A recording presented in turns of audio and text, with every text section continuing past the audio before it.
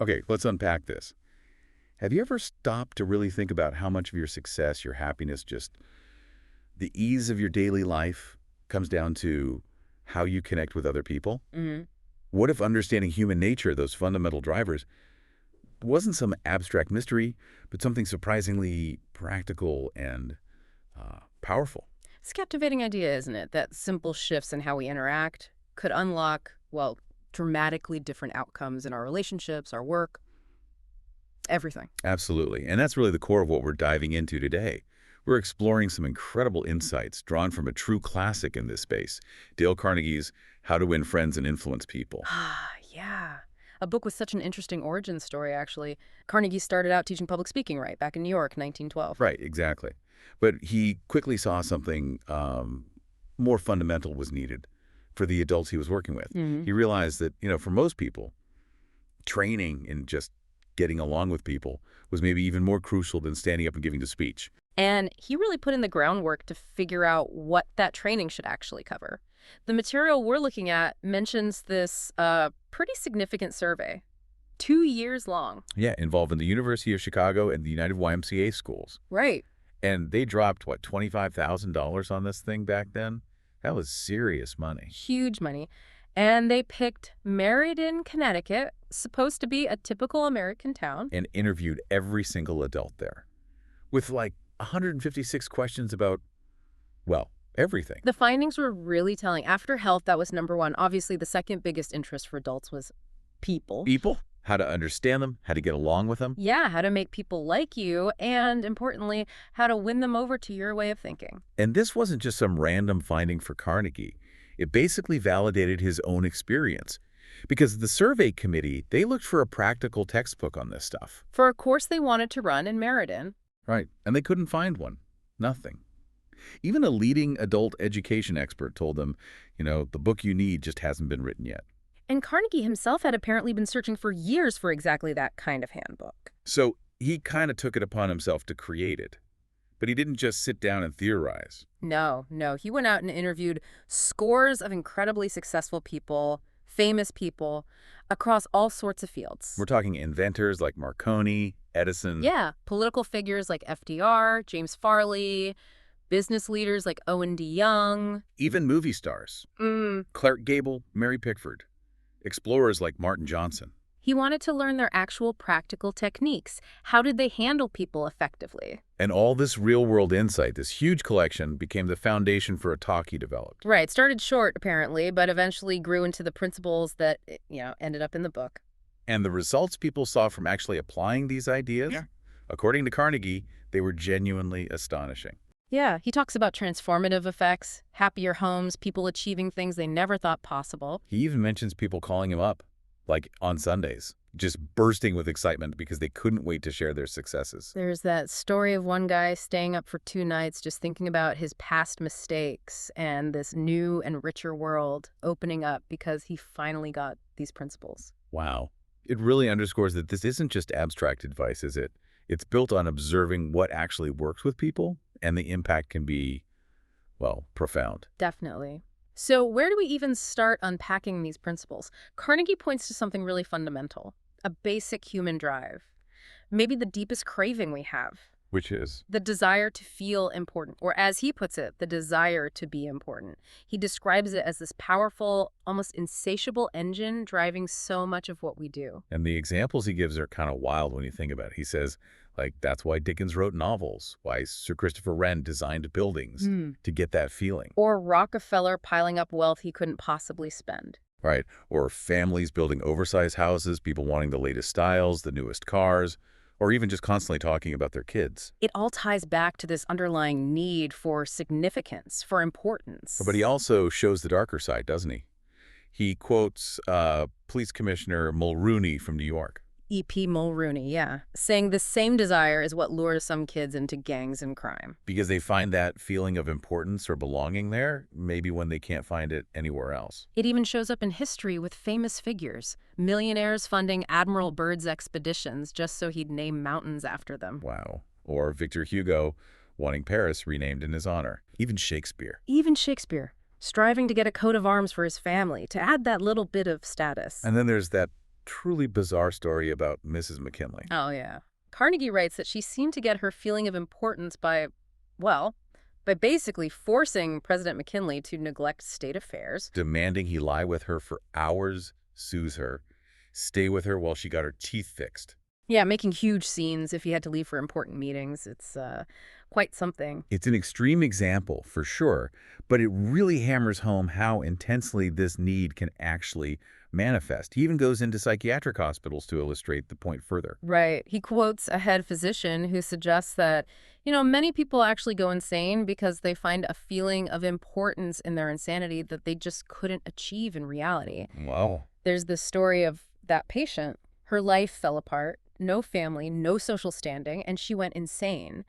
And in her delusion, she created this whole new life. Where she divorced her husband, used her maiden name. And married into English aristocracy, insisted on being called Lady Smith. That's really sad. But it makes the point powerfully. So if people crave this feeling so deeply Yeah. that they'd go to these lengths, even losing touch with reality, imagine the incredible power of honestly and sincerely giving other people that feeling of importance in their actual lives. And that leads us straight into one of his absolute key principles, which Yeah. is give honest and sincere appreciation. Okay, so this is presented as the positive way, the constructive way to meet that deep human craving. Exactly. And Carnegie is really, really careful to draw a sharp line here. This is not flattery. Right, big difference. Huge difference. Flattery, he says, is insincere. It's selfish. And okay, maybe it works on people who are absolutely starved for any kind of attention, but it usually fails with anyone discerning. Honest appreciation, though, that comes from the heart. It's genuine. He uses Charles Schwab as an example, right? One of the Yeah. first businessmen to earn over $1 million a year back then. Yeah. And Carnegie writes that Schwab credited a lot of his success simply to his ability to handle people. And how do you do it? Schwab apparently said the ability to arouse enthusiasm in people was his greatest asset, and the way to do that, through appreciation and encouragement. The lack of appreciation is also highlighted as a major problem. Oh, definitely. There was a study mentioned about runaway wives. And the main reason they left was lack of appreciation. Exactly. And the book kind of speculates, well, it's probably a huge factor for husbands leaving, too. We take the people closest to us for granted so often. There's that relatable story about the guy in his class whose wife asked him for 6 ways she could be a better wife. Mm-hmm. And he admitted his first thought was just to list all the things he wanted her to change. Right. But then he caught himself. Yeah, he realized he should apply these principles. Mm. So he actually stopped, thought about it properly, and decided to give her a better, more appreciative answer the next morning. And the Stevie Wonder story, that's incredibly moving. Paul Harvey told it originally about Stevie Morris, as he was known then. Right, blind from a young age. And a teacher noticed his exceptionally keen hearing, asked for his help finding a mouse in the classroom. And Carnegie writes, that was the first time Stevie felt genuinely appreciated for that specific talent, the one that kind of compensated for his blindness. Yeah, that simple act of appreciation, it marked the beginning of his new life, his career. It led him to develop that gift. Wow. What a powerful illustration. Just one moment of genuine appreciation. Absolutely. And another really simple way the book highlights appreciation is just through a smile. He quotes this wonderful department store ad. The value of a smile at Christmas. Yeah. And it describes a smile as something that costs absolutely nothing, but creates so much. Enriches both the giver and the receiver. Without making either poorer. Mm. It brings happiness, fosters goodwill. It's the countersign of friends. Rest for the weary, daylight for the discouraged. Nature's best antidote for trouble. And the ad emphasizes you can't buy it, beg it, borrow it, or steal it. Its value only exists when it's genuinely given away. Carnegie connects this to psychology too, doesn't he? Mentioning Professor James V. McConnell. Right, who found that people who smile tend to manage, teach, and sell more effectively and raise happier kids. And that encouragement, like a smile, is just a far better teaching tool than punishment. There's that anecdote about the broker, the guy sharing his office. His colleague confessed he initially thought the broker was a terrible grouch. Until he started smiling recently. Exactly. And this broker had made a conscious decision, Apply the principles. Smile more. Stop criticizing. Give appreciation.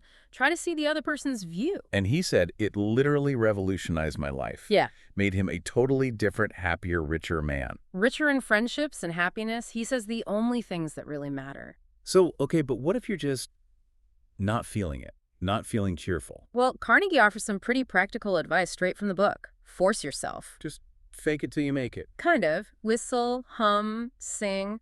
Act as if you are happy, and he argues you will tend to become happy. He quotes William James on that, right? Action and feeling go together. Exactly. And you can regulate the action that's under your control, so you can indirectly regulate the feeling.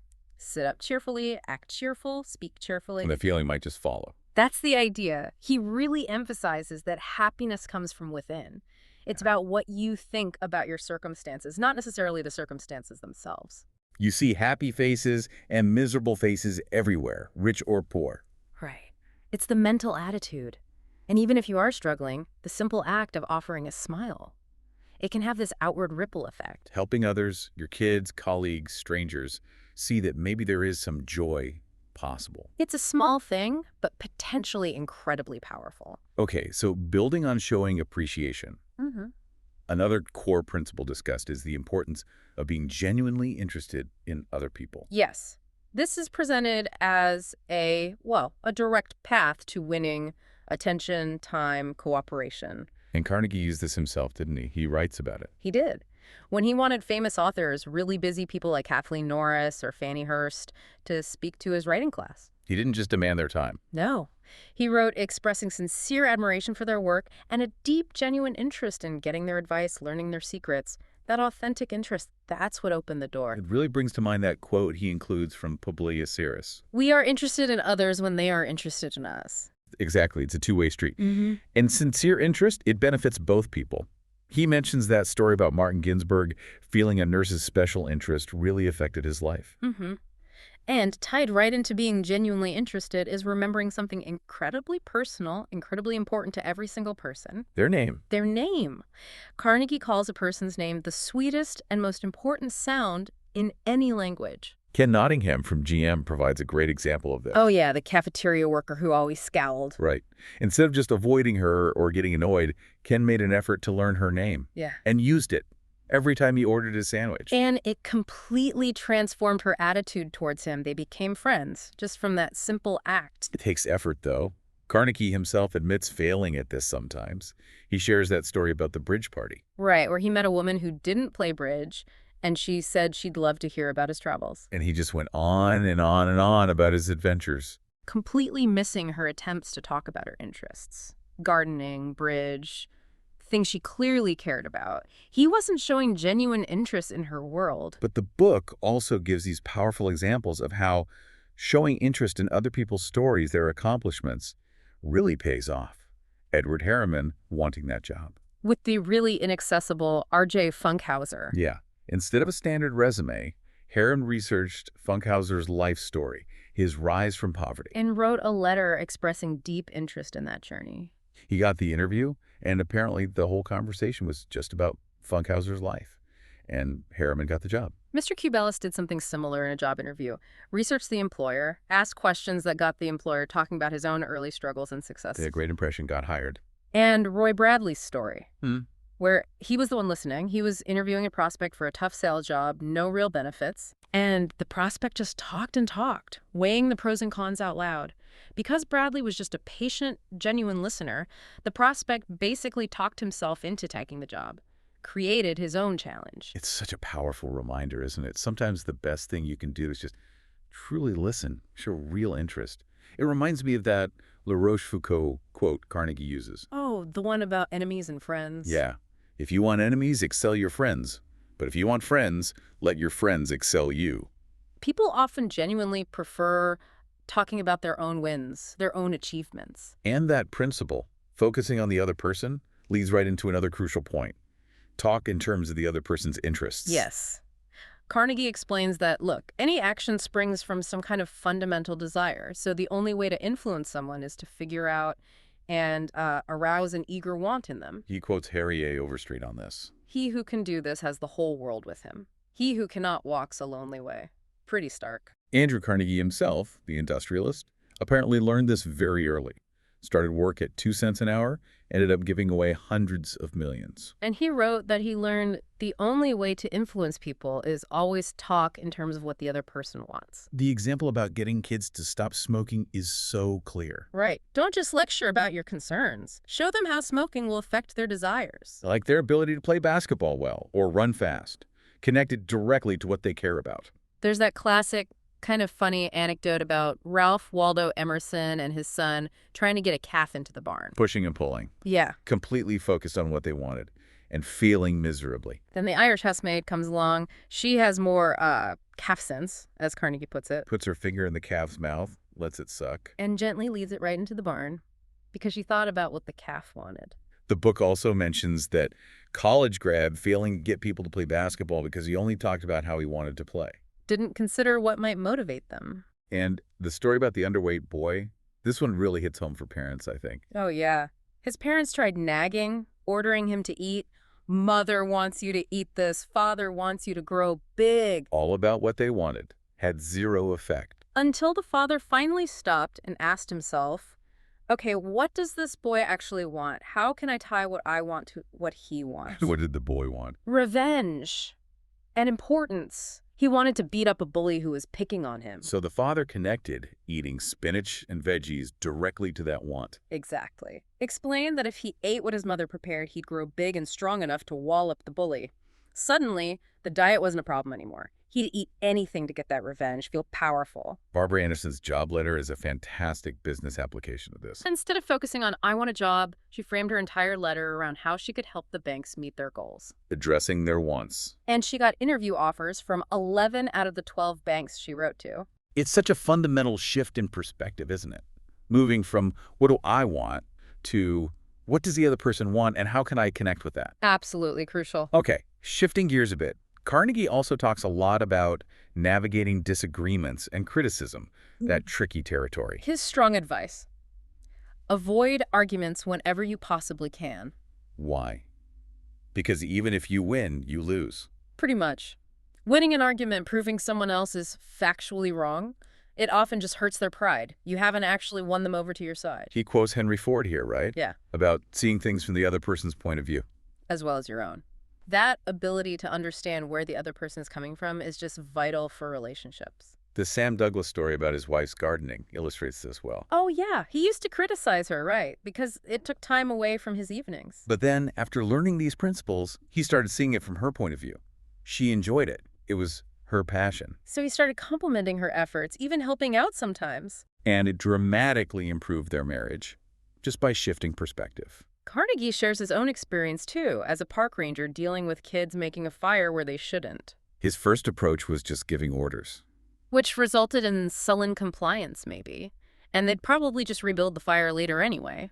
But later, he learned a different way, to approach them by genuinely seeing their standpoint first. Right. He'd start by saying he loved fires, too, ask if they were having fun, then explain the dangers, not as his rule, but in terms of harming the park, something they might care about. Kill the trees, things like that. Mentioned the remote possibility of jail, but emphasized he didn't want to be bossy. And then he'd ask for their cooperation, suggest alternatives like raking leaves away, covering the fire, maybe building one in a safer spot next time. And that approach led to willing cooperation. Because he involved them, addressed the situation from a shared perspective, caring for the park, and acknowledged their desire, wanting a fire. The book offers what he calls a magic phrase for disarming tension, built exactly on this idea. Principle 8.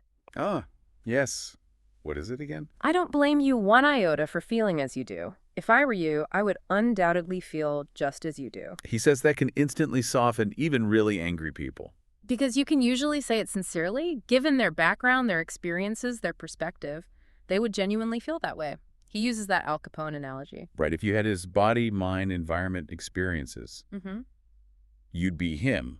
Understanding doesn't mean agreeing, but it opens the door for conversation. Mr. Mangum used this beautifully with that hotel manager who was upset about an escalator repair. Instead of arguing about the necessity, Mangum started by validating the manager's feelings. Exactly. I know your hotel's busy. I understand your concern about the inconvenience. Then he explained why the longer shutdown now was actually better for the manager, avoiding a much longer, more disruptive shutdown later.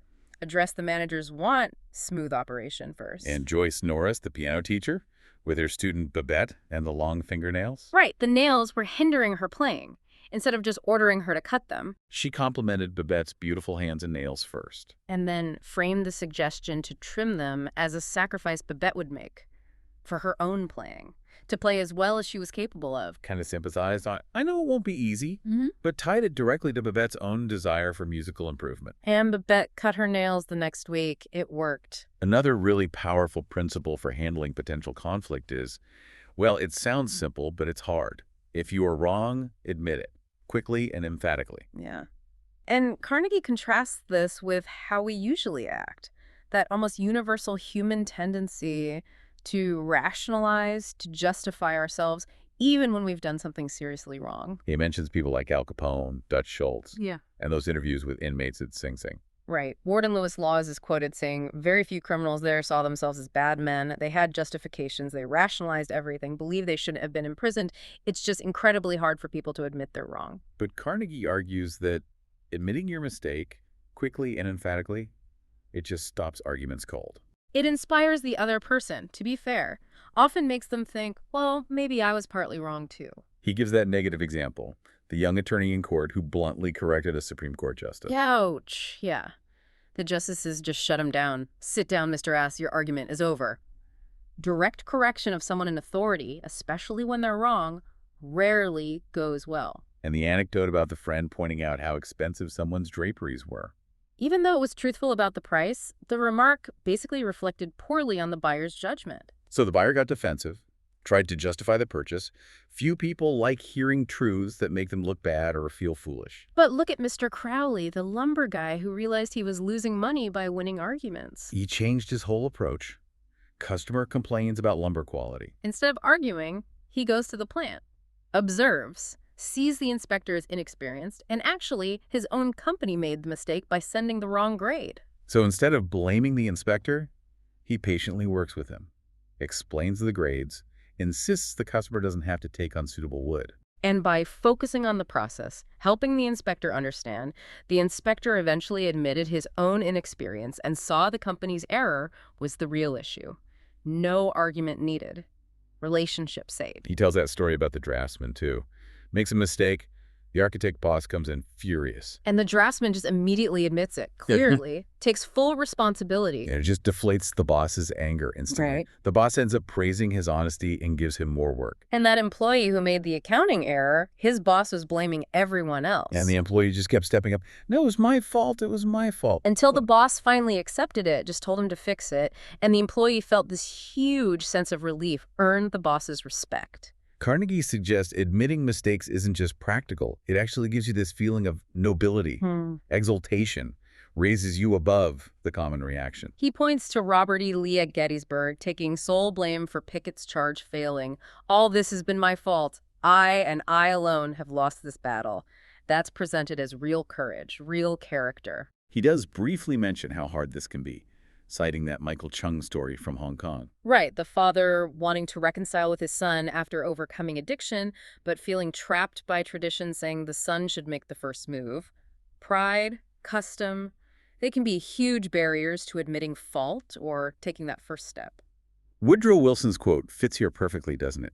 If you come with fists doubled. The other person will too, but if you sit down, honestly try to understand why you differ, you'll probably find you aren't so far apart after all. Okay, let's move into principles for leadership.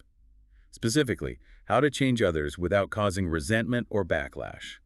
The core ideas still apply, right?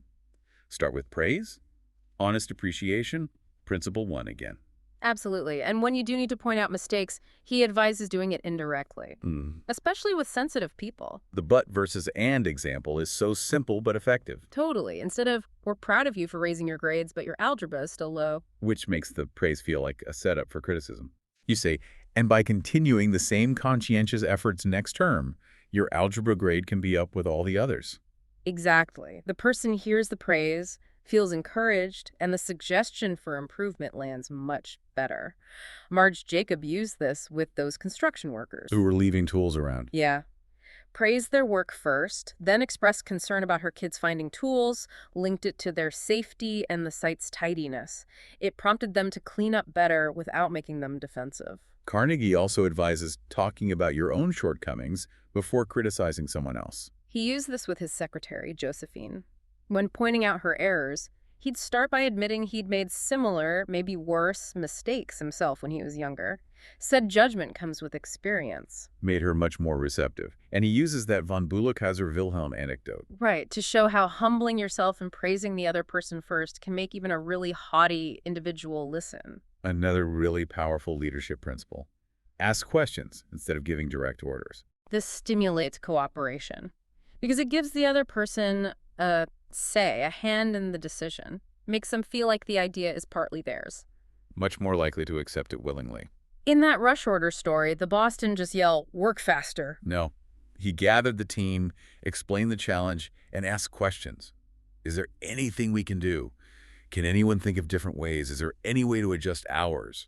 And the team came up with the solutions themselves, felt ownership, met the deadline. O.P. Jefferson, the salesman who lost his voice, he stumbled onto this by accident. Yeah.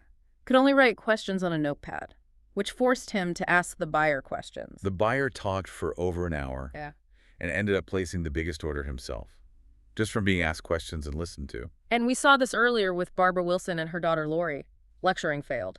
But when she just asked why, with genuine interest, Lori opened up, shared her feelings. It transformed their relationship because Mrs. Wilson finally stopped ordering and started listening, prompted by a question. a guiding principle behind all this, changing others effectively, is to somehow make the other person happy to do what you suggest. Yeah, and Carnegie lays out guidelines. Be sincere, focus on their benefit, know exactly what you want them to do, be empathetic, what do they want, match the benefits to their wants, and frame your requests so they see the benefit for them. He contrasts that curt stockroom order, sweep it out, With an approach showing the worker, John, how he benefits.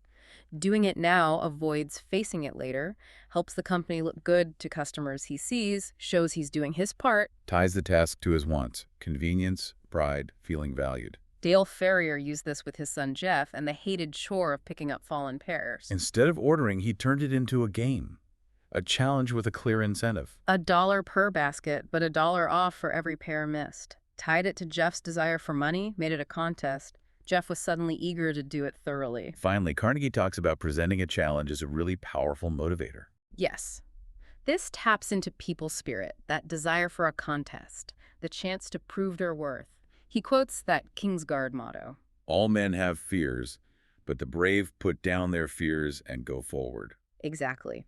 The Al Smith Lewis Laws story about Sing Sing Prison is a prime example. Smith needed a tough warden for a dangerous place. Laws was hesitant. So Smith didn't persuade, he challenged him, said something like, "It'll take a big person to go up there and stay." Appealed directly to Law's desire to be that big person. And Laws accepted the challenge, became the longest-serving warden there. And just coming back quickly to Principle 6, he really reinforces praising improvement. Praise the slightest improvement and praise every improvement. He reiterates that abilities wither under criticism, but blossoms under encouragement. Quotes William James again on how little of our potential we usually tap into. Keith Roper used this with that new printer who had a bad attitude, was close to being fired. Instead of piling on criticism, Roper found something specific the printer had done well recently. Right. Went to the shop, found a good piece of work, and offered specific, genuine praise for its quality. Explained why it was good, why it mattered to the company. And that specific, honest appreciation and encouragement just turned the guy's attitude around, saved his job. Carnegie really saw his work as part of this larger movement in adult education, helping people unlock that hidden potential James talked about. And understanding Carnegie's own journey adds a lot of weight to this, doesn't it? Yeah. He writes about his tough start. Missouri farm, poverty. Commuting to college on horseback, working manual jobs, studying by coal lamp, rough beginnings. He found success early in college, debating, public speaking, started training others. But his first real job selling correspondence courses was a total failure.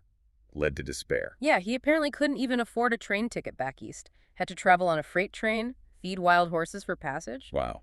Then got that really tough sales job for armor out in the Badlands. Covering territory by freight train, stagecoach, horseback, staying in rough pioneer hotels, learning sales, collections, and the absolute hardest environments. That kind of experience. Yeah. It must have deeply shaped his understanding of people, what motivates them, what works in the real world. Absolutely. So when he finally started teaching public speaking at the YMCA in New York, they were skeptical, refused him a salary. He had to agree to work just on commission, Hmm. a percentage of the profits if there were any. And within 3 years, that commission was earning him, what, $30 a night? Way more than the $2 salary they initially refused him. His courses exploded. He ended up writing his own textbooks because the existing ones were too academic for the business people he was teaching. And his practical handbook became official texts for groups like the American Bankers Association. It's a journey really forged through struggle and just constant real-world interaction. It gives the principles he developed a lot of credibility, I think. Definitely. So to kind of wrap up this deep dive into Dale Carnegie's How to Win Friends and Influence People, we've really explored that fundamental human craving, haven't we? The desire to feel important. Hmm. And how understanding that unlocks all these powerful, practical principles for interacting with others. Giving honest appreciation, cultivating genuine interest, always talking in terms of the other person's wants. So navigating disagreements by truly trying to see their viewpoint, admitting when you're wrong, leading by encouraging, challenging, making people happy to cooperate. It all stems from those core ideas. Yeah. And these insights, they're not just historical relics, are they?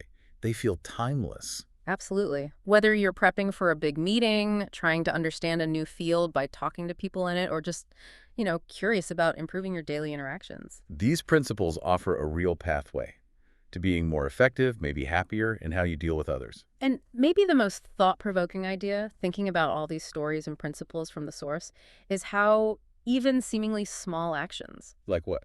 like a sincere smile, Uh-huh. taking the time to remember someone's name, having the courage to just admit a mistake, even a small one. Yeah. Carnegie's work suggests these things can have truly profound impacts, sometimes life-altering, not just on the people around you, but on you too.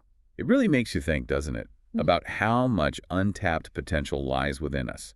Not just in our own skills, but in our ability to, well, unlock potential in others, improve their lives maybe. Simply by consistently, sincerely applying these powerful yet fundamentally simple principles, it's quite a challenge to consider.